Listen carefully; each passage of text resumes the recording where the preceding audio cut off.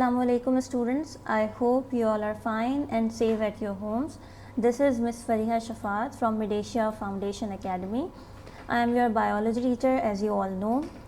अच्छा, हमने last time class 9 में पढ़ा था एक साथ बायो, आपको पढ़ाई थी मैंने, आपने 9 चैप्टर्स पढ़े थे और आपकी वो न्यू बुक थी जिसका पार्ट 2 अब मैट्रिक में आप पढ़ेंगे, जिसमें आपके पास अगेन दोबारा से 9 चैप्टर्स मौजूद हैं। ये आपकी क्लास मैट्रिक की बुक है जिसका पार्ट 1 आप क्लास 9 में पढ़ चुके हैं और ये पार्ट 2 है।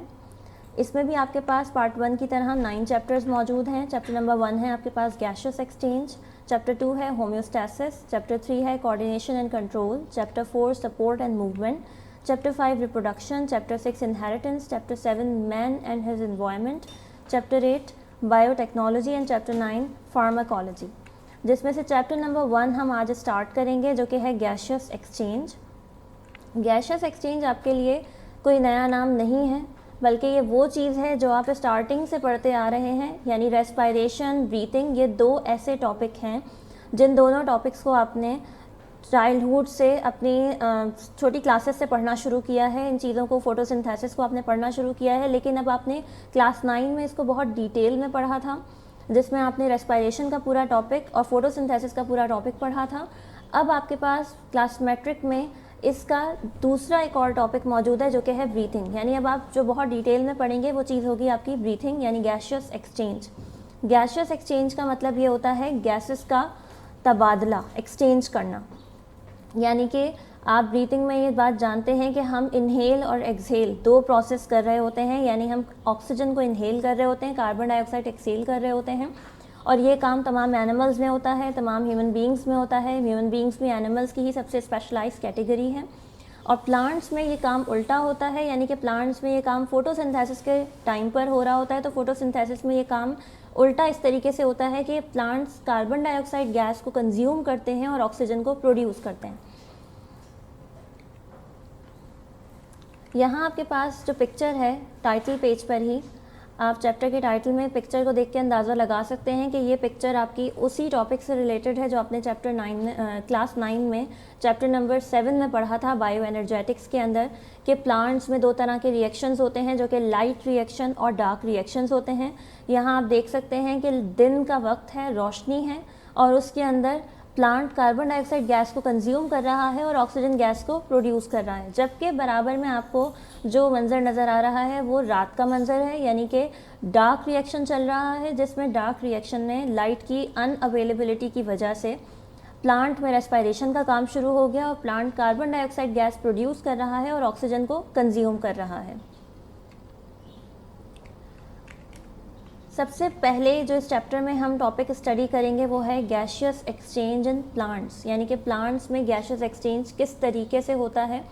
प्लांट्स अगर सांस ले रहे हैं तो प्लांट्स किस तरह सांस लेते हैं, क्योंकि प्लांट्स में वो चीज़ें नहीं होती जो चीज़ें ह्यूमन बींग्स में या एनिमल्स में मौजूद होती हैं, यानी नॉस्ट्रल्स नहीं होते। हमारे पास नॉस्ट्रल्स होते हैं जिन नॉस्ट्रल्स की मदद से हम गैसियस एक्सचेंज का काम करते हैं। हमारे पास लंग्स मौजूद हैं जिन लंग्स के अंदर सारा स्टोरेज का काम होता है। तो प्लांट्स में ऐसा क्या है जिसकी वजह से प्लांट्स में गैसियस एक्सचेंज का काम चलता है और प्लांट्स इस काम से आखिर क्या करते हैं, क्यों उन्हें ज़रूरत है इस चीज़ की। तमाम लिविंग ऑर्गेनिजम्स ऑक्सीजन और कार्बन की मदद से गैसियस एक्सचेंज का काम करते हैं, ये बात अभी बताई थी मैंने आपको, जो कि बहुत ज़रूरी है रेस्पिरेशन का काम करने के लिए। यानी रेस्पिरेशन क्या चीज़ है, ऑक्सीजन गैस जब आपने इनहेल कर ली, अपनी बॉडी के अंदर ले ली, तो अब उस ऑक्सीजन गैस को जब आप इस्तेमाल करेंगे, यूज़ करेंगे अपने फूड प्रोडक्ट को तोड़ने के लिए, तो वो काम आपका रेस्पिरेशन कहलाता है। और हमारी बॉडी में, ह्यूमन बॉडी के अंदर हर सेल के अंदर रेस्पिरेशन का काम चल रहा होता है। कहाँ चल रहा होता है ये भी आप अच्छी तरह जानते हैं, माइटोकॉन्ड्रिया में चल रहा होता है, क्योंकि माइटोकॉन्ड्रिया को सेल का पावर हाउस कहा जाता है इसी वजह से। अब प्लांट्स क्या हैं आपके, वो फोटो ऑटोट्रॉफ है। Photo autotroph means, photo means light, autotroph का मतलब वो ऑर्गेनिजम्स जो अपना फूड खुद प्रिपेयर करते हैं, यानी कि प्लांट्स क्या करते हैं, लाइट की मदद से अपना फूड खुद प्रिपेयर करते हैं, जिस प्रोसेस को हम फोटोसिंथेसिस का नाम देते हैं। और ये वो प्रोसेस है जिसमें गैसियस एक्सचेंज का काम चल रहा होता है। अगर हम देखें तो हमारे पास ऑर्गेनिजम्स में 2 तरह के ऑर्गेनिजम्स होते हैं, एक्वेटिक ऑर्गेनिजम्स होते हैं और टेरेस्ट्रियल ऑर्गेनिजम्स होते हैं। एक्वेटिक कौन से ऑर्गेनिजम्स हैं, जो पानी में रहने वाले जानवर हैं, और टेरेस्ट्रियल वो ऑर्गेनिजम्स हैं जो कि ज़मीन पर रहते हैं। जो पानी में रहने वाले जानवर हैं, एक्वेटिक हैं, उनका काम ये है कि वो गैशियस एक्सचेंज वाटर के साथ करते हैं, यानी कि पानी के अंदर इस चीज़ को चेंज करते हैं। उसके लिए अल्लाह ताला ने उन्हें स्पेशल ऑर्गन दिया हुआ होता है जिसको गिल्स कहा जाता है, यानी मछलियों के अंदर गिल्स मौजूद होते हैं जिसकी मदद से वो गैशियस एक्सचेंज करती हैं वाटर के साथ। जबकि जो ज़मीन पर रहने वाले ऑर्गेनिज़म्स हैं उनके अंदर की चीज़ें, उनके अंदर का ऑर्गन एक्वेटिक से बिल्कुल मुख्तलिफ होता है, यानी हमारे अंदर गिल्स नहीं होते बल्कि लंग्स होते हैं जो कि गैशियस एक्सचेंज का काम एयर के साथ करते हैं, हवा के साथ करते हैं। गैशियस एक्सचेंज प्लांट्स के अंदर, प्लांट्स में गैशियस एक्सचेंज किस तरीके से होता है? प्लांट्स में गैशियस एक्सचेंज फोटोसिंथेसिस और रेस्पिरेशन की मदद से होता है। फोटोसिंथेसिस कौन सा प्रोसेस है? फोटोसिंथेसिस वो प्रोसेस है जिसके अंदर प्लांट्स अपने अंदर कार्बन डाइऑक्साइड गैस को लेते हैं और ऑक्सीजन गैस को बाहर एक्सपेल आउट करते हैं, प्रोड्यूस करते हैं। अब वो अंदर लेना और एक्सपेल आउट करना किस तरीके से करते हैं? जैसे मैंने अभी कहा कि प्लांट्स में नॉस्ट्रल्स नहीं होते, जबकि एनिमल्स में नॉस्ट्रल्स होते हैं, ह्यूमन बींग्स में नॉस्ट्रल्स होते हैं। अब प्लांट्स क्या करते हैं? प्लांट्स के अंदर फोटोसिंथेसिस का काम चलता है स्टोमेटा की मदद से, यानी स्टोमेटा वो पार्ट है जिस पार्ट से प्लांट्स गैशियस एक्सचेंज का काम करते हैं, यानी कि गैसेस को इमिट करते हैं और फिर उसी के अंदर से गैस को अपने अंदर लेते हैं। फोटोसिंथेसिस जो प्रोसेस है उसमें और रेस्पिरेशन में क्या फ़र्क है, पहले तो हमें ये पता होना चाहिए, क्योंकि हम मुसलसल दो ही चीज़ों का नाम अभी बार बार आपके सामने रिपीट होता रहेगा, फोटोसिंथेसिस रेस्पिरेशन, फोटोसिंथेसिस रेस्पिरेशन। इन दोनों में फ़र्क क्या है, इन दोनों की डिफरेंसेस सबसे पहले हम डिस्कस करेंगे। फोटोसिंथेसिस आपका एनाबॉलिक प्रोसेस है, जबकि रेस्पिरेशन आपका कैटाबॉलिक प्रोसेस है। एनाबॉलिक, कैटाबॉलिक, ये दो वो वर्ड हैं जिन वर्ड्स को आपने एंजाइम्स के चैप्टर में क्लास 9 में पढ़ा था।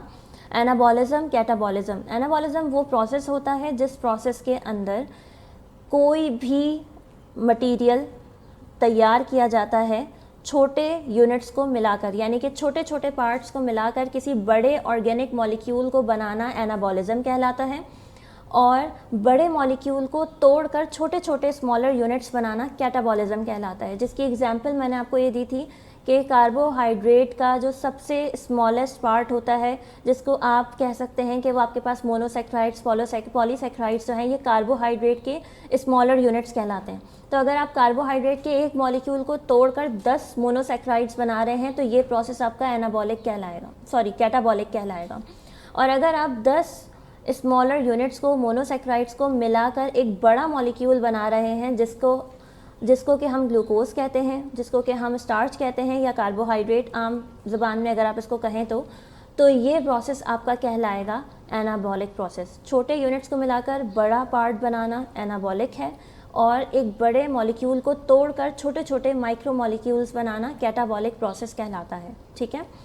सेकेंड पॉइंट है हमारे पास फोटोसिंथेसिस में synthesis of food from simple inorganic substances, और रेस्पिरेशन में है breaking down of food into inorganic substances. ठीक है। पहले तो आपको ये बात क्लियर होनी चाहिए कि ऑर्गेनिक और इनऑर्गेनिक में क्या फ़र्क होता है। ऑर्गेनिक सब्सटेंसेस वो सब्सटेंसेस होते हैं जिसमें कार्बन और हाइड्रोजन एक साथ मौजूद हो। ठीक है। और इनऑर्गेनिक सब्सटेंसेस वो सब्सटेंसेस होते हैं जिनके अंदर कार्बन और हाइड्रोजन एक साथ मौजूद ना हो, तो उन्हें आप इनऑर्गेनिक सब्सटेंसेस कहते हैं। अब अगर आप यहाँ चेक करें तो फोटोसिंथेसिस में जो सिंपल फूड सिंथेसाइज हो रहा होता है, तो फूड की सिंथेसिस एक सिंपल इनऑर्गेनिक सब्सटेंस से हो रही होती है, यानी वाटर से और कार्बन डाइऑक्साइड से, और यही दो चीज़ें रेस्पिरेशन के प्रोसेस में प्रोड्यूस हो रही होती हैं। यानी कि जब फूड आपका टूटता है, ऑक्सीजन और ग्लूकोज टूटता है, तो टूटने के बाद जो दो चीज़ें वो बनाता है, दो बाई प्रोडक्ट्स वो बनाता है, वो वाटर और कार्बन डाइऑक्साइड गैस होती है, तो उसको आप इनऑर्गेनिक सब्सटेंस कहते हैं। ठीक है। थर्ड पॉइंट है आपके पास रिक्वायर्स लाइट एनर्जी, यानी कि फोटोसिंथेसिस हमेशा लाइट एनर्जी की मदद से ही होता है फोटोसिंथेसिस का प्रोसेस, जबकि रेस्पिरेशन का प्रोसेस लाइट एनर्जी रिक्वायर नहीं करता, ये किसी भी वक्त हो सकता है। फोटोसिंथेसिस सिर्फ और सिर्फ प्लांट्स में होता है, जबकि रेस्पिरेशन तमाम लिविंग ऑर्गेनिजम्स में होता है, यानी कि प्लांट्स में भी होता है, एनिमल्स में भी होता है, ह्यूमन बींग्स में भी होता है। फोटोसिंथेसिस जो है उसके अंदर कार्बन डाइऑक्साइड गैस को यूज़ किया जाता है, और जबकि रेस्पिरेशन में ऑक्सीजन गैस को यूज़ किया जाता है। फोटोसिंथेसिस में ऑक्सीजन गैस को रिलीज़ किया जाता है, जबकि रेस्पिरेशन में कार्बन डाइऑक्साइड गैस को रिलीज़ किया जाता है। फोटोसिंथेसिस का प्रोसेस जो होता है वो पूरे दिन चलता है, यानी कि लाइट के टाइमिंग्स में चल रहा होता है, जबकि रेस्पिरेशन का प्रोसेस पूरे टाइम चलता है, चाहे वो लाइट हो या फिर वो डार्कनेस हो, ठीक है। और फोटोसिंथेसिस का प्रोसेस जो है उसमें क्लोरोफिल की सबसे ज़्यादा ज़रूरत होती है। विदाउट एब्सेंस ऑफ क्लोरोफिल जो है हम फोटोसिंथेसिस का फंक्शन परफॉर्म नहीं कर सकते। जबकि रेस्पिरेशन का प्रोसेस, उसमें क्लोरोफिल की कोई रिक्वायरमेंट नहीं होती, रेस्पिरेशन विदाउट क्लोरोफिल होता है, ठीक है। ये आपके रेस्पिरेशन और फोटोसिंथेसिस के डिफरेंसेस थे। नेक्स्ट वो बात जो मैंने अभी आपसे डिस्कस की थी, यानी कि स्टोमेटा। स्टोमेटा वो चीज़ है जिसकी मदद से प्लांट्स में फोटोसिंथेसिस का काम होता है। क्यों? क्योंकि आप ये बात जानते हैं कि फोटोसिंथेसिस का फंक्शन लीव्स के अंदर होता है, क्योंकि लीव्स में क्लोरोफिल मौजूद होता है। अब जो बात हो रही थी कि फोटोसिंथेसिस में गैसियस एक्सचेंज भी होता है, तो गैसियस एक्सचेंज करने के लिए कोई ना कोई ओपनिंग और क्लोजिंग का पार्ट प्लांट में होना चाहिए, और वो ओपनिंग और क्लोजिंग का पार्ट हमें मिलता है लीव्स के अंदर स्टोमेटा की फॉर्म में। यानी स्टोमेटा वो ओपनिंग और क्लोजिंग पार्ट हैं जिसकी मदद से कार्बन डाइऑक्साइड गैस लीव्स के अंदर, प्लांट्स के अंदर जाती है और ऑक्सीजन गैस वहाँ से रिलीज़ होती है, एक्सपेल आउट होती है, ठीक है। अच्छा, स्टोमेटा में ओपनिंग और क्लोजिंग के लिए क्या चीज़ें मौजूद होती हैं? उसमें कोई ख़ास किस्म का कैप नहीं होता, कोई ख़ास किस्म का कहें कि हम लिड नहीं होती उस पर, बल्कि उसके अंदर एक ख़ास किस्म के गार्ड सेल्स मौजूद होते हैं जो इस तरह की शेप में होते हैं। आपके पास नीचे डायग्राम में मौजूद हैं कि ये जब क्लोज़ होते हैं तो ये इस शेप में मौजूद होते हैं, लेकिन जैसे ही इसमें टर्जिडिटी क्रिएट होती है, यानी कि वाटर कंटेंट इसके गार्ड सेल्स में बढ़ जाता है, तो वो फ़ौरन इसको खींच के खोल देते हैं। जैसे ये इस शक्ल में आ जाता है, और इस शक्ल में आने के बाद ये ओपनिंग पार्ट है जिससे अब लीव्स के अंदर गैस जा सकती है और लीव्स के अंदर से गैस बाहर आ सकती है। ये स्टोमेटा जो हैं ये फोटोसिंथेसिस का काम कर रहे होते हैं, और ये जो अपना फंक्शन परफॉर्म करते हैं, ये फंक्शन ये लाइट की मौजूदगी में करते हैं, यानी कि दिन के वक्त में कर रहे होते हैं। रात के वक्त में, अंधेरे में ये बहुत कम काम करते हैं, यानी कि स्टोमेटा तब भी काम करते हैं, ऐसा नहीं है कि नहीं करें, क्योंकि हम ये बात जानते हैं कि हमारे पास डार्क रिएक्शन भी होता है प्लांट्स में। तो स्टोमेटा डार्क टाइमिंग्स में विदाउट एब्सेंस ऑफ लाइट जो है तब भी काम कर रहे होते हैं, लेकिन उस वक्त स्टोमेटा बहुत कम तादाद में खुलते हैं, उतनी तादाद में नहीं खुलते जितनी तादाद में दिन की रोशनी में लाइट रिएक्शन के दौरान में खुलते हैं, ठीक है। यहाँ तक आपका टॉपिक एंड हो गया है gaseous exchange in plant. Next topic है हमारा गैसियस एक्सचेंज इन एनिमल, जिसको हम स्टार्ट करेंगे अपने नेक्स्ट लेक्चर में। यहाँ तक आपने मेरे लेक्चर को अगेन रिपीटेडली सुनना है, बार बार सुनना है, और कोई भी कन्फ्यूजन अगर फिर भी रह जाती है तो आप मुझसे व्हाट्सएप पर कॉन्टैक्ट करके पूछ सकते हैं। जितनी भी वर्किंग है इस चैप्टर से रिलेटेड वो वर्किंग मैं आपको व्हाट्सएप पर सेंड कर दूँगी, और फिर वो आपने रजिस्टर में करके रजिस्टर मुझे यहाँ स्कूल में सबमिट करवाना है चेकिंग के लिए। Thank you so much for listening me. Allah Hafiz.